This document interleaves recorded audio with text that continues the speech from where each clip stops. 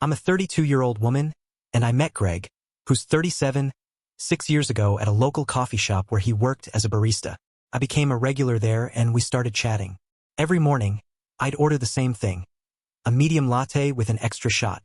Greg would remember my order before I even got to the counter, and he'd add little designs in the foam, like a leaf or a heart. After a couple of weeks of this, he asked for my number, and we started dating that weekend. Our first few dates were pretty low-key. We'd split the bill, which felt fair, and Greg was always the one asking me out. I really liked spending time with him because he had this way of making simple things feel special. For example, a normal walk in the park would turn into a mini photo shoot where he'd use his phone to catch the perfect light on my face. As we got closer, Greg opened up about his tough childhood. His dad left when he was young, so he and his mom struggled with money. They moved around a lot, 6 times before he finished high school, and sometimes had to stay with relatives when things got really tight. Greg told me he'd always wanted to be a professional photographer but never had the chance to really go for it. He showed me some of his photos on his phone, mostly landscapes and street shots, and I could tell he had real talent. After about 3 months of dating, Greg brought up the idea of moving in together. His lease was ending, and he said his rent was going up more than he could afford on a barista's salary. Looking back, it was definitely too soon, but I was really into him at the time, so I agreed. We found a 2-bedroom place closer to my office, and Greg moved his stuff in one afternoon. He didn't have much to begin with. Once we moved in together, Greg quit his job at the coffee shop to focus on building his photography portfolio. I wanted to support his dreams, so I started covering most of our expenses. Greg did get some photography gigs here and there, like taking engagement photos for a friend, shooting menu items for a local restaurant, or doing a pet portrait event in the neighborhood, but he rarely got repeat clients. When I asked why, he'd say the clients had unrealistic expectations or didn't appreciate his artistic vision. The money he did earn didn't last long. Some went to his mom, and the rest was spent on gadgets or eating out. Once, he blew an entire $400 payment on a vintage camera lens, calling it an investment, but he only used it twice before it ended up gathering dust on our bookshelf. Over time, I noticed Greg was spending more time playing video games and less time on photography. He'd start gaming in the morning after I left for work and still be at it when I got home 10 hours later. I'd come back to a messy apartment. Dishes piled in the sink, laundry untouched, and mail unopened. When I brought it up, he'd say he was too tired from editing photos all day or too drained from trying to network with potential clients. The first time I asked to see the editing work he'd supposedly done, he got defensive and accused me of not trusting him. After that, I stopped asking for proof. I tried to help by pointing out job postings for photographers or even barista positions, but he always had an excuse. He'd say the pay was too low or the commute was too long. There was one opportunity at a local studio that seemed perfect. They needed someone for weekend wedding shoots, but Greg turned it down, saying the owner had a bad reputation and he wouldn't compromise his artistic integrity. Greg's mom, Sandra, visited us sometimes. She was a thin woman who always seemed to be judging me with her narrowed eyes. She'd inspect our apartment, running her finger over surfaces to check for dust and rearranging things in our kitchen without asking. When I brought up how Greg wasn't contributing much to the household, she jumped to his defense. "You don't understand how an artist's mind works," she'd say. "Greg needs freedom to create." His father never understood that either. When I suggested she could help with his expenses if she felt that way, she called me materialistic and unsupportive. She'd remind me that she raised Greg alone and made sacrifices I couldn't possibly understand. What she didn't mention was that Greg was regularly sending her money from my earnings for so-called emergencies that seemed to happen every month. Over time, Greg started treating me worse and worse. He'd nitpick everything I did, like saying the rice wasn't cooked enough or the chicken had no flavor. He'd get upset about how I folded his laundry or arranged things in the fridge. He always had something to say about the bathroom not being clean, but he never lifted a finger to help. Whenever we argued about house stuff, he'd threaten to leave me. One time, after I asked him to help with groceries, he packed a bag and vanished for 3 days. When he came back, he acted like nothing happened and didn't even explain where he'd been. I was the one paying for everything, but he still criticized me for not keeping the house perfect. I started working extra hours to cover our growing bills, which only gave him more reason to complain that I was never home and cared more about work than our relationship. Our savings, mostly my money, kept shrinking because Greg kept buying things without asking me.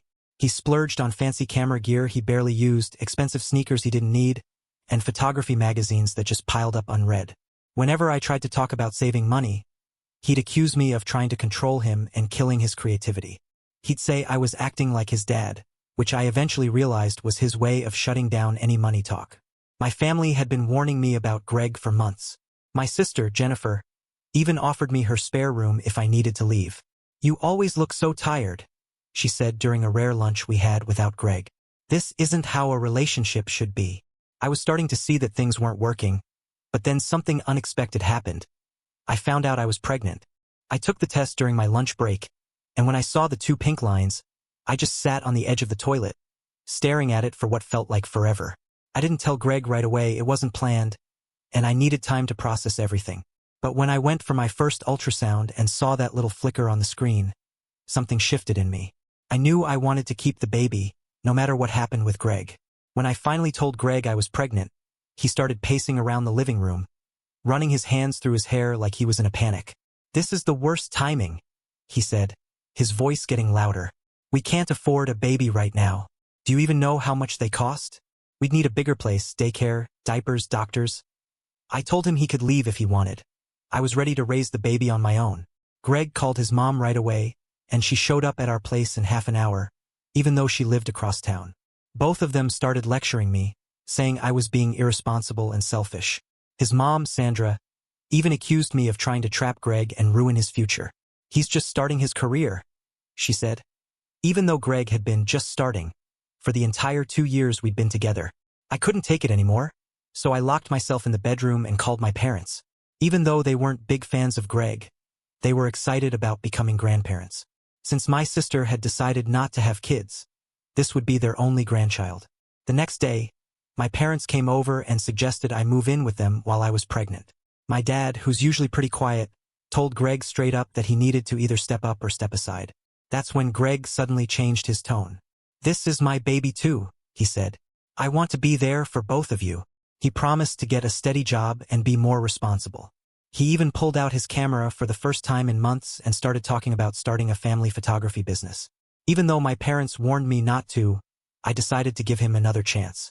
To his credit, Greg did get a job at an office supply store within a couple of weeks. But he complained about it constantly, his boss, his coworkers, the uniform, the hours, the customers, even having to show up on time. He made every little issue at work sound like some huge drama. Still, at least he was bringing in some money. Around this time, I started noticing how often Greg's family asked him for money. His mom needed new tires, his cousin couldn't pay rent, his uncle needed dental work. There was always some crisis.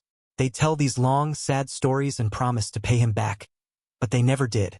Greg never said no to them, which meant I was still covering most of our bills. Sometimes he'd give away his whole paycheck, leaving us short on rent or utilities. After one especially big loan to his cousin, which I knew we'd never see again, I refused to cover his car payment. The finance company called us for 3 days straight, and they were about to repossess the car before Greg finally realized he couldn't keep giving money away. He cut back on the handouts after that, except for his mom. Sandra still got whatever she asked for, no matter how tight things were for us. Once Greg had a stable job for a few months, we decided to get married before the baby was born. I was visibly pregnant, and Greg started worrying about what people might say if we weren't married by the time the baby arrived. We had a simple wedding at my parents' church, which my dad paid for. My best friend helped save money by decorating the reception hall with flowers from her garden. During the wedding, Sandra, Greg's mom, couldn't stop complaining. She thought the venue was too small, the food wasn't great, and my dress wasn't traditional enough.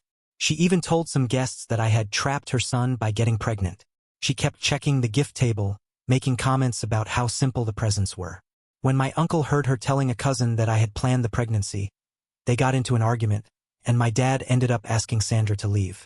Greg tried to stick up for his mom, but my dad wasn't having it. He said it was his money paying for the wedding and his daughter's special day.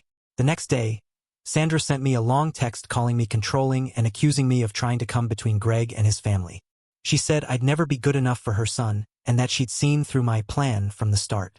When I showed Greg the message, he just shrugged and said, "I should have been more understanding with my mom at the wedding.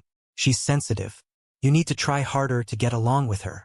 I didn't push the issue because I didn't want to start our marriage with a fight. As my due date got closer, I ended up setting up the nursery by myself. Greg said he was too busy to help put together the crib or sort through baby clothes. His work schedule hadn't changed, but he started coming home later and later, making excuses about meetings or overtime. The apartment was always exactly how I'd left it in the morning, which made me think he wasn't even coming home until right before I did. When I went into labor 3 weeks early, Greg didn't answer his phone. I kept calling him while timing contractions that were 5 minutes apart. After an hour of trying to reach him, I called my parents, and they rushed me to the hospital. My mom stayed with me in the delivery room while my dad kept trying to get hold of Greg. He finally showed up 4 hours after our daughter, Lily, was born.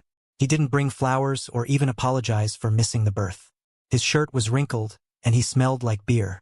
He claimed he'd been in a work meeting and hadn't checked his phone. I reminded him I'd told him about my contractions that morning, but he brushed it off, saying, "Your mom was there. That's what matters for a woman anyway." I told him to leave the room, and my dad followed him out to talk. When it was time to leave the hospital, my dad suggested I stay with my parents for a while, and I agreed. The idea of taking care of a newborn while dealing with Greg's lack of support felt overwhelming. My dad went to our apartment to pack some of my things and found Greg in his pajamas, playing video games at 2 p.m. on a weekday. The place was a mess, with fast food wrappers and dirty clothes everywhere. When my dad asked why he wasn't at work, Greg admitted he'd been fired 3 months ago for being late all the time. He'd been pretending to go to work, but was actually spending his days at his cousin's place. He told my dad, "We have enough savings to get by for a while." Savings I had worked hard to build up for the baby.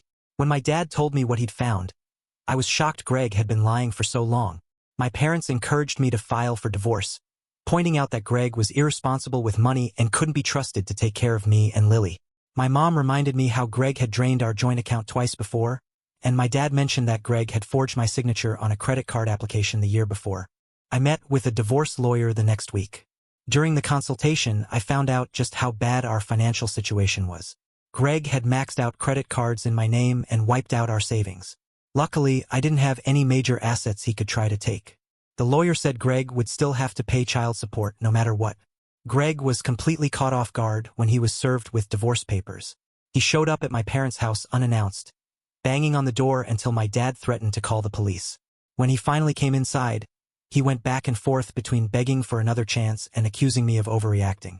"Marriage means sticking together through tough times," he said, ignoring the fact that he was the one who caused those tough times. "You're throwing away everything we built." I told him to sign the papers or I'd go after alimony in addition to child support, which I knew he couldn't afford. Sandra kept calling me and leaving messages, saying I used her son and left him hanging when he needed help. She said I tricked him by promising to help with his photography career and then backed out just as he was getting started. In her last message, she said Greg would find someone better, prettier and richer, who deserved him. I didn't reply and just blocked her number. The divorce went pretty smoothly. I got full custody of Lily, and Greg was allowed to see her only with supervision, though he hardly ever did. He was supposed to pay child support every month, but he was always late or only paid part of it. My lawyer told me I could take legal steps to make him pay, but I was too exhausted with a newborn to deal with that. The first year after the divorce was tough. I was trying to take care of a baby and get back on my feet financially. I stayed with my parents at first, then landed a better-paying job at a bigger accounting firm that had good policies for parents. My parents helped with childcare while I worked, which let me rent a small apartment close by.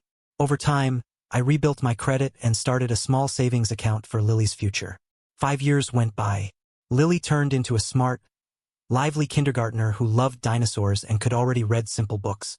Greg sometimes sent birthday cards and asked for photos, but his child support payments became more and more unreliable. He always had excuses like car trouble or health issues. Even though we had our problems, I stayed polite and kept him updated on Lily's school and activities for her sake, even when he didn't ask. I met Michael 3 years after my divorce at a community garden workshop. We were paired up to build a raised vegetable bed, and I liked how careful and organized he was with the project. We both cared about sustainable living, so we exchanged numbers to coordinate garden stuff and eventually started meeting for coffee outside of volunteering. We dated for 2 years before talking about a future together. Unlike Greg, Michael was dependable, kind, and had his life together.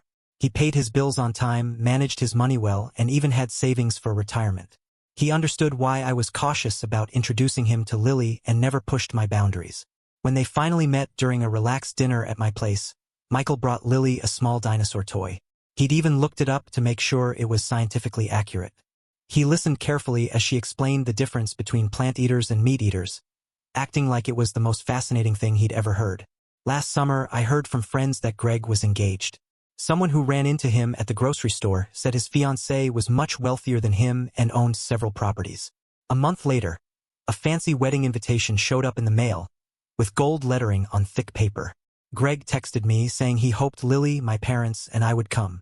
He mentioned his fiancée, Rachel, was excited to meet us. I was curious about the woman who had won Greg over so quickly. After talking it over with my parents, we decided to go, thinking it might be good for Lily to see her dad in a happy setting. The invitation said it was a formal event, so I bought Lily a new outfit and borrowed a dress from my sister. The wedding was at a fancy venue that I knew Greg couldn't afford on his own.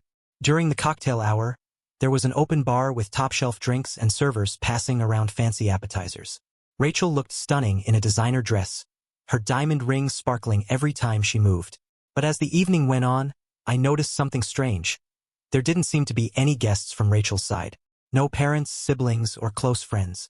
When I asked a woman who said she was Rachel's coworker, she told me Rachel's parents had passed away and she'd grown up in foster care.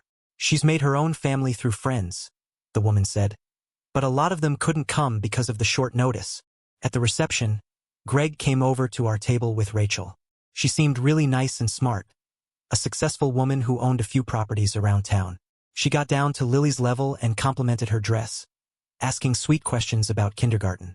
Greg brought up wanting Lily to visit their new house, and Rachel seemed excited, saying she'd love to get to know her stepdaughter better.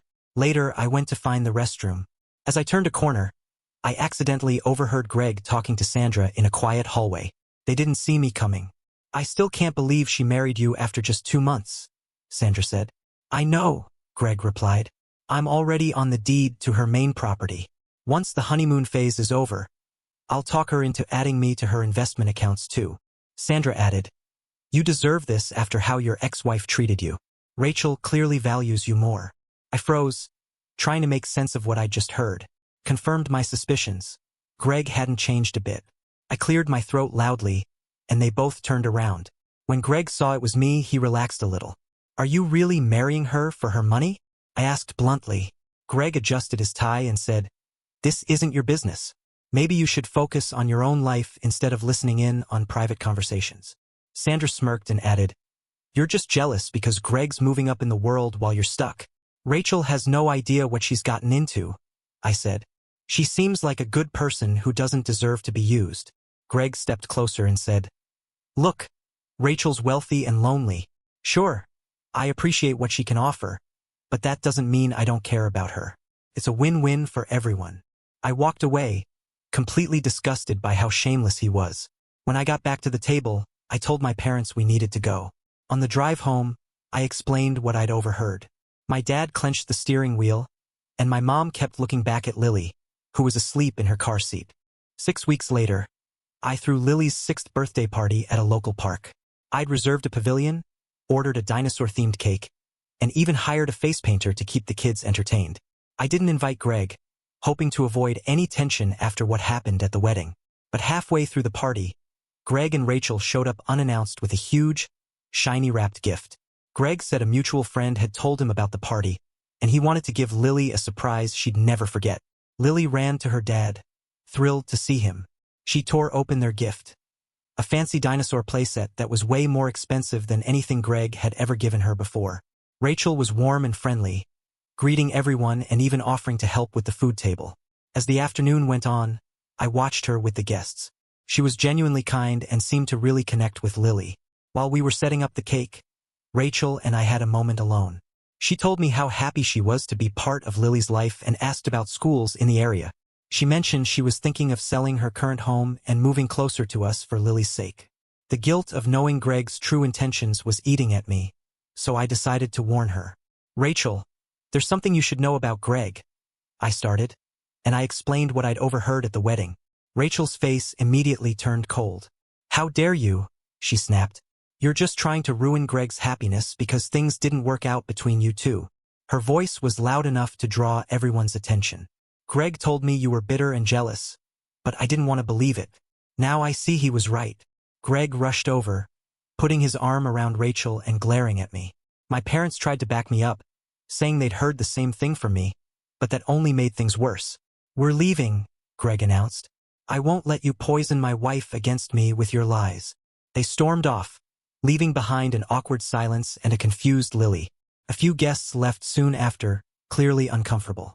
My sister said I'd done the right thing, but I couldn't help wondering if I'd made a mistake by speaking up at Lily's party. 3 weeks later, there was a knock at my door. It was Rachel. Her mascara was smudged, and she looked like she'd been crying. I invited her in and offered her some water. After a moment, she finally spoke. "You were right," she said, her voice shaky. "Greg emptied our joint account yesterday. Over $50,000, gone." Rachel explained that after my warning, she'd started paying closer attention to their finances. She found out Greg had been slowly moving money into separate accounts. Even worse, he'd been added to the deed of her main house and 2 rental properties. When I confronted him, he didn't even deny it, she said. He told me there was nothing I could do because I'd signed the paperwork willingly.